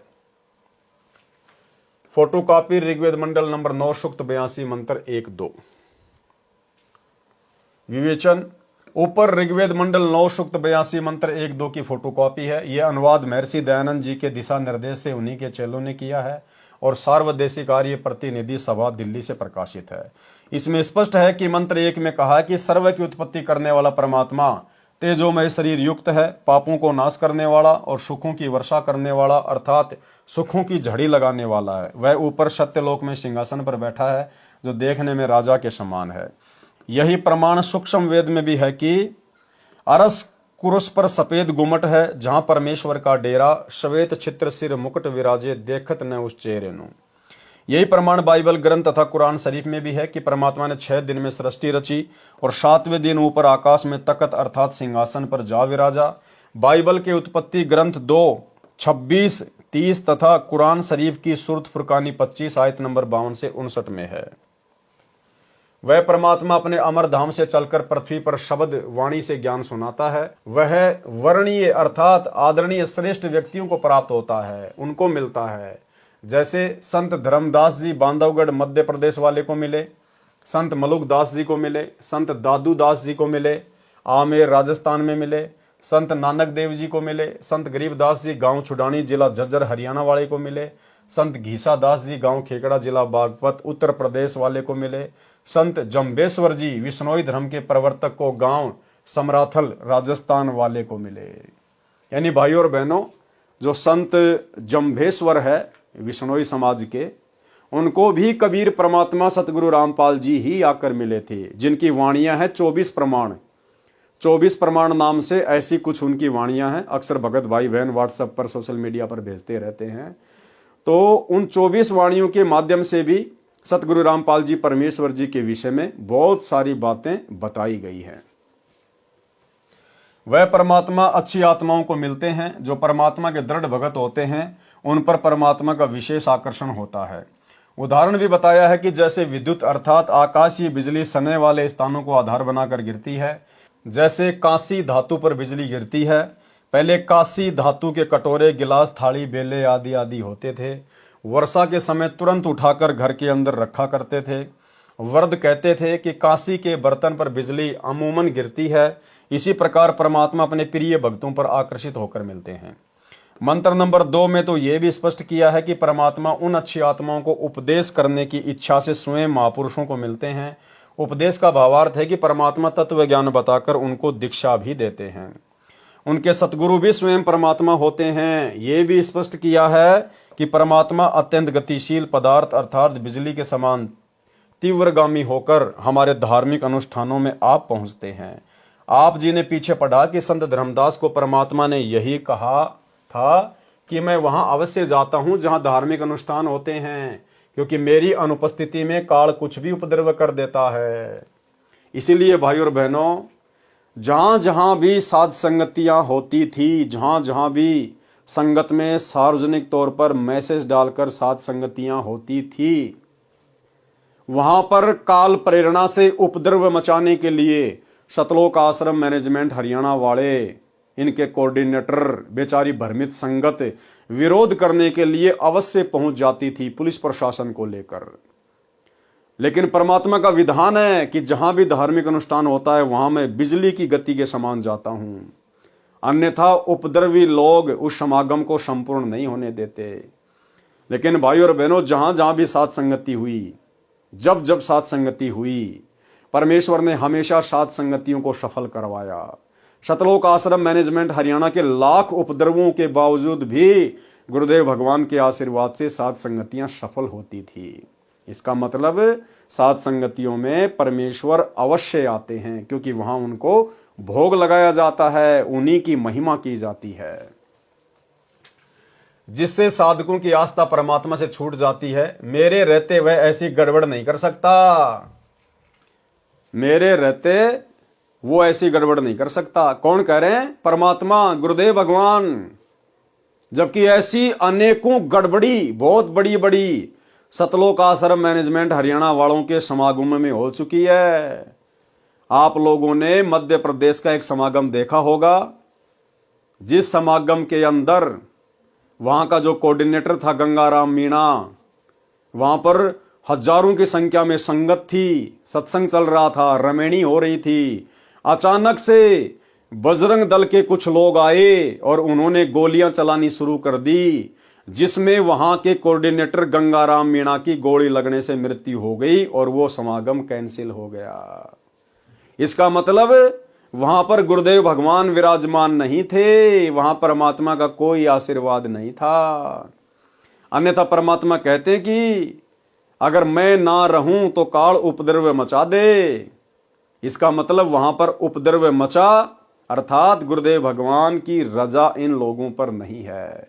2018 में इन लोगों ने रोहतक के पशु मेला ग्राउंड में कबीर प्रकट दिवस का कार्यक्रम रखा, और भाई और बहनों, इतनी भयंकर मूसलाधार बारिश हुई जिसके ऊपर दास पहले वीडियो बना चुका है। इनका प्रोग्राम कैंसिल। इसका मतलब गुरुदेव भगवान की कोई रजा नहीं थी। तो भाई और बहनों, गुरुदेव की रजा है सत्सेवकों के ऊपर, साध संगतियों के ऊपर। इसलिए गीता अध्याय 3 श्लोक 15 में कहा है कि वह अविनाशी परमात्मा जिसने ब्रह्म को भी उत्पन्न किया सदा ही यज्ञों में प्रतिष्ठित है, अर्थात धार्मिक अनुष्ठानों में उसी को इष्ट रूप में मानकर आरती स्तुति करनी चाहिए। इस ऋग्वेद मंडल 9 सूक्त 82 मंत्र 2 में यह भी स्पष्ट किया है कि आप कबीर देव हैं जो सर्व को उपदेश देने की इच्छा से आते हो। आप पवित्र आत्मा हैं, हमारे पापों को छुड़वाकर अर्थात नाश करके हे अमर परमात्मा आप हमको सुख दें, और हम आपकी संतान है, हमारे प्रति वह वात्सल्य वाला प्रेम भाव उत्पन्न करते हुए उसी सुंदर रूप को उत्पन्न करें, अर्थात हमारे को अपने बच्चे जानकर जैसे पहले और जब चाहें तब आप अपनी प्यारी आत्माओं को प्रकट होकर मिलते हैं, उसी तरह से हमें भी दर्शन दें। फोटोकॉपी ऋग्वेद मंडल नंबर 9 सूक्त 86 मंत्र 26-27 विवेचन। यह फोटोकॉपी ऋग्वेद मंडल 9 सूक्त 86 मंत्र 26 की है। जो आर्य समाज के आचार्यों व महर्षि दयानंद के चेलों द्वारा अनुवादित है, जिसमें स्पष्ट है कि यज्ञ करने वाले अर्थात धार्मिक अनुष्ठान करने वाले यजमानों अर्थात भक्तों के लिए परमात्मा सब रास्तों को सुगम करता हुआ अर्थात जीवन रूपी सफर के मार्ग को दुखों रहित करके सुगम बनाता हुआ उनके विघ्नों अर्थात संकटों का मर्दन करता है अर्थात संकटों को समाप्त करता है, भक्तों को पवित्र अर्थात पाप रहित विकार रहित करता है। जैसा कि अगले मंत्र 27 में कहा है कि जो परमात्मा धूलोक अर्थात सत्यलोक के तीसरे पृष्ठ पर विराजमान है, वहां पर परमात्मा के शरीर का प्रकाश बहुत अधिक है। उदाहरण के लिए परमात्मा के एक रोम शरीर के बाल का प्रकाश करोड़ सूर्य तथा इतने ही चंद्रमाओं के मिले जुले प्रकाश से भी अधिक है। यदि वह परमात्मा उसी प्रकाश युक्त शरीर से पृथ्वी पर प्रकट हो जाए तो हमारी चरम दृष्टि उन्हें देख नहीं सकती। जैसे उल्लू पक्षी दिन में सूर्य के प्रकाश के कारण कुछ भी नहीं देख पाता है, यही दशा मनुष्य की हो जाए। इसलिए वह परमात्मा अपने रूप अर्थात शरीर के प्रकाश को सरल करता हुआ उस स्थान से जहां परमात्मा ऊपर रहता है वहां से गति करके बिजली के समान क्रीड़ा अर्थात लीला करता हुआ चलकर आता है, श्रेष्ठ पुरुषों को मिलता है। यह भी स्पष्ट है कि आप कवि अर्थात कबीर देव हैं, हम उन्हें कबीर साहिब कहते हैं। विवेचन, ये फोटोकॉपी ऋग्वेद मंडल 9 सूक्त 86 के मंत्र 27 की है। इसमें स्पष्ट है कि परमात्मा धूलोक अर्थात अमरलोक के तीसरे पृष्ठ अर्थात भाग पर विराजमान है। सत्यलोक अर्थात शाश्वत स्थान गीता अध्याय 18 श्लोक 62 में 3 भाग हैं। एक भाग में वन पहाड़ झरने बाग बगीचे आदि हैं। यह बाह्य भाग है अर्थात बाहरी भाग है। जैसे भारत की राजधानी दिल्ली भी 3 भागों में बटी है। बाहरी दिल्ली जिसमें गांव खेत खलियान और नहरें हैं, दूसरा बाजार बना है, तीसरा संसद भवन तथा कार्यालय है। इसके पश्चात धूलोक में बस्तियां हैं, सहपरिवार मोक्ष प्राप्त हंसात्माएं रहती हैं। पृथ्वी पर जैसे भगत को भक्तात्मा कहते हैं, इसी प्रकार सत्यलोक में हंसात्मा कहते हैं। तीसरे भाग में सर्वोपरि परमात्मा का सिंहासन है, उसके आसपास केवल नर आत्माएं रहती हैं। वहां स्त्री पुरुष का जोड़ा नहीं है। वे यदि अपना परिवार चाहते हैं तो शब्द वचन से केवल पुत्र उत्पन्न कर लेते हैं। इस प्रकार शाश्वत स्थान अर्थात सत्यलोक 3 भागों में परमात्मा ने बांट रखा है। वहां यानी सतलोक में प्रत्येक स्थान पर रहने वालों में वृद्धावस्था नहीं है, वहां मृत्यु नहीं है। इसलिए गीता अध्याय 7 श्लोक 29 में कहा है कि जो जरा अर्थात वृद्ध अवस्था तथा मरण अवस्था अर्थात मृत्यु से छूटने का प्रयत्न करते हैं, वे तत्ब्रह्म अर्थात परम अक्षर ब्रह्म को जानते हैं। सतलोक में सत्य पुरुष रहता है, वहां पर जरा मरण नहीं है, बच्चे युवा होकर सदा युवा रहते हैं। फोटोकॉपी ऋग्वेद मंडल नंबर 9 सूक्त 54 मंत्र 3। विवेचन, ऋग्वेद मंडल 9 सूक्त 54 मंत्र 3 की फोटोकॉपी में आप देखें, इसका अनुवाद आर्य समाज के विद्वानों ने किया है। उनके अनुवाद में भी स्पष्ट है कि वह परमात्मा भुवनोपरि संपूर्ण ब्रह्मांडों के ऊर्ध्व अर्थात ऊपर तिष्ठति विराजमान है, ऊपर बैठा है। इसका यथार्थ अनुवाद इस प्रकार है, जैसे सूर्य ऊपर है और अपना प्रकाश तथा उष्णता से सर्व को लाभ दे रहा है, इसी प्रकार ये अमर परमेश्वर जिसका ऊपर के मंत्रों में वर्णन किया है, सर्व ब्रह्मांडों के ऊपर बैठकर अपनी निराकार शक्ति से सर्व प्राणियों को लाभ दे रहा है तथा सर्व ब्रह्मांडों का संचालन कर रहा है। फोटोकॉपी ऋग्वेद मंडल नंबर 9 सूक्त 20 मंत्र 1। विवेचन, ऋग्वेद मंडल 9 सूक्त 20 मंत्र 1 का अनुवाद भी आर्य समाज के विद्वानों ने किया है। इसका अनुवाद ठीक कम गलत अधिक है। इसमें मूल पाठ में लिखा है विशेष। इस मंत्र के अनुवाद में आप फोटोकॉपी में देखेंगे तो पता चलेगा कि कई शब्दों के अर्थ आर्य विद्वानों ने छोड़ रखे हैं, जैसे प्र वारे भी, जिस कारण से वेदों का यथार्थ भाव सामने नहीं आ सका। मेरे अनुवाद से स्पष्ट है कि वह परमात्मा अच्छी आत्माओं दृढ़ भक्तों को ज्ञान देता है। उसका नाम भी लिखा है कबीर देव, हम कबीर परमेश्वर कहते हैं। प्रमाण ऋग्वेद मंडल 9 सूक्त 95 मंत्र 2। ऋग्वेद मंडल 9 सूक्त 95 मंत्र 2 का अनुवाद महर्षि दयानंद के चेलों ने किया है, जो बहुत ठीक किया है। इसका भावार्थ है कि पूर्वोक्त परमात्मा अर्थात जिस परमात्मा के विषय में पहले वाले मंत्रों में ऊपर कहा गया है, वह अपना शरीर धारण करके सत्य भक्ति का मार्ग अर्थात यथार्थ आध्यात्मिक ज्ञान अपनी अमृतवाणी वाक अर्थात वाणी द्वारा मुक्ति मार्ग की प्रेरणा करता है। वह मंत्र ऐसा है जैसे नाविक नौका में बैठकर पार कर देता है, ऐसे ही परमात्मा सत्य भक्ति मार्ग रूपी नौका के द्वारा साधक को संसार रूपी दरिया से पार करता है। वह देवानाम देव, सब देवों का देव अर्थात सब प्रभुओं का प्रभु परमेश्वर वाणी रूपी ज्ञान यज्ञ के लिए नामों का आविष्कार करता है। अर्थात जैसे गीता अध्याय 17 श्लोक 23 में ओम तत् सत में तत् तथा सत ये गुप्त मंत्र हैं, जो उसी परमेश्वर ने मुझे रामपाल दास को बताए हैं, उनसे ही पूर्ण मोक्ष संभव है। सूक्ष्म वेद में परमेश्वर ने कहा है कि सोहम शब्द हम जग में लाए, सार शब्द हम गुप्त छुपाए। भावार्थ, परमेश्वर ने स्वयं सोम शब्द भक्ति के लिए बताया है। ये 100 मंत्र किसी भी प्राचीन ग्रंथ वेद, गीता, कुरान, पुराण तथा बाइबल में नहीं है। फिर सूक्ष्म वेद में कहा है कि सोहम ऊपर और है, सत सुकृत एक नाम, सब हंसों का जहां वास है, बस्ती है बिन ठाम। भावार्थ, सोहम नाम तो परमात्मा ने प्रकट कर दिया, आविष्कार कर दिया, परंतु सार शब्द को गुप्त रखा था। अब मुझे लेखक संत रामपाल को बताया है, तो साधकों को दीक्षा के समय बताया जाता है। इसका गीता अध्याय 17 श्लोक 23 में कहे ओम तत्सत से संबंध है। यानी सोहम शब्द तो कबीर परमेश्वर जी ने बारंबार जब भी आए तब उन्होंने बताया, लेकिन जो सार शब्द है, जो गुप्त है, वो उन्होंने किसी को नहीं बताया था। तो वो आज कौन बता रहे हैं? गुरुदेव कह रहे हैं कि ये दास बता रहा है। और वेद क्या कह रहे हैं कि वो परमात्मा गुप्त मंत्रों का आविष्कार करता है। तो कौन हुए सतगुरु रामपाल जी जो आज सार नाम दे रहे हैं? वो गुप्त मंत्र बता रहे हैं, स्वयं कबीर देव। प्रमाण ऋग्वेद मंडल नंबर 9 सूक्त 94 मंत्र 1। विवेचन ऋग्वेद मंडल नंबर 9 सूक्त 94 मंत्र 1 का अनुवाद भी आर्य समाज के विद्वानों द्वारा किया गया है। विवेचन पुस्तक विस्तार को ध्यान में रखते हुए उन्हीं के अनुवाद से अपना मत सिद्ध करते हैं। जैसे पूर्व में लिखे वेद मंत्रों में बताया गया है कि परमात्मा अपने मुख कमल से वाणी उच्चारण करके तत्व ज्ञान बोलता है। लोकोक्तियों के माध्यम से, कवित्व से, दोहों, शब्दों, साखियों, चौपाइयों के द्वारा वाणी बोलने से प्रसिद्ध कवियों में से भी एक कवि की उपाधि प्राप्त करता है। उसका नाम कबीर देव अर्थात कबीर साहिब है।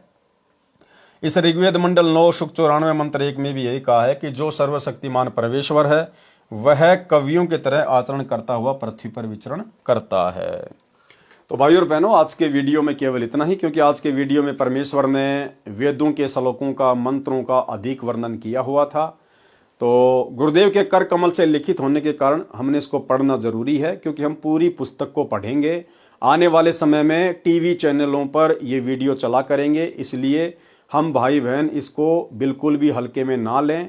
इनको भले ही हमारे विशेष मतलब के नहीं हैं, क्योंकि गुरुदेव ने हमें बारंबार ये बातें समझा रखी हैं, हमें समझ में आ चुकी हैं, परंतु अन्य जगत वाले भाई बहनों के लिए सबूत के तौर पर ये वीडियो बनाना जरूरी था। बाकी कल जो वीडियो बनेगा रात्रि 8 बजे जो आप लाइव देखेंगे वो हमारे बहुत मतलब का होगा। तो आज के वीडियो में केवल इतना ही। गुरुदेव भगवान हम सबको आज्ञा दे, इजाजत दे, आशीर्वाद दे। बंदी छोड़ सतगुरु रामपाल जी भगवान की जय हो।